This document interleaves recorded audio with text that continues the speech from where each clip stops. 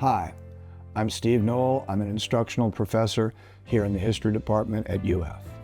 Dr. Noll is iconic. I've never taken a formal class with Dr. Noll, but he's become one of my closest friends on campus. Students who take Dr. Noll's classes remember those classes for years to come.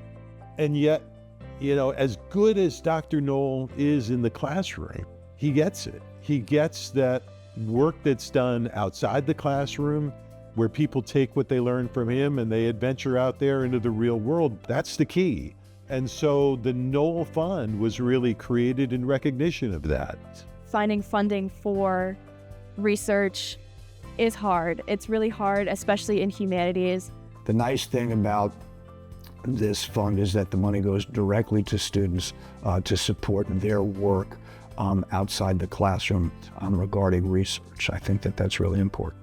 To have the ability to have that resource to go to the archives, it completely changes every facet of your research. I couldn't see my project any other way without that archival knowledge that I only gained from going there in person. Ultimately, if we realize our ambitions for the Noll Family Fund, then students who dream big will always have the opportunity to make it real.